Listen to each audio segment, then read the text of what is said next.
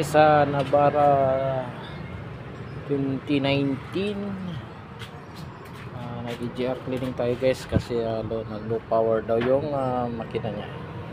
So ito yung EGR, so maraming dumi at saka doon sa kapal na yan. Tapos lilinisin din namin yung ayan o, kapil na kapal.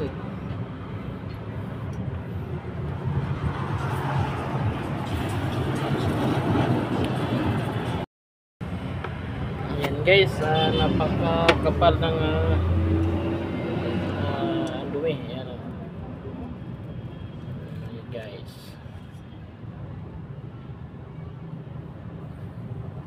kapal yan o. Sa EGR ng Navara yan. Lalabas yan.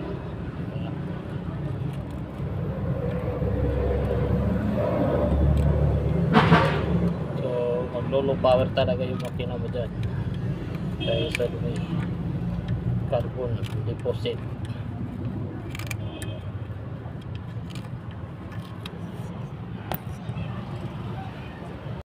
Yan guys, napakarumi talaga ng manifold.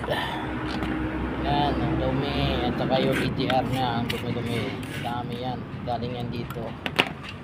Tapos yung EGR nyan, marami din, kaya mahina na yung hatak ng makina nitong Navara.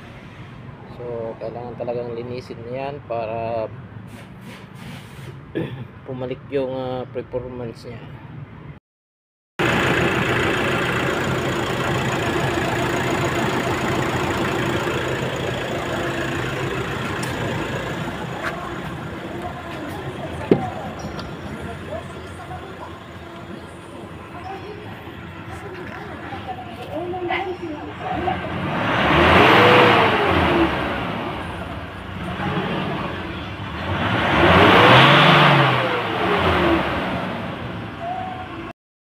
Test drive din natin to kung low power po.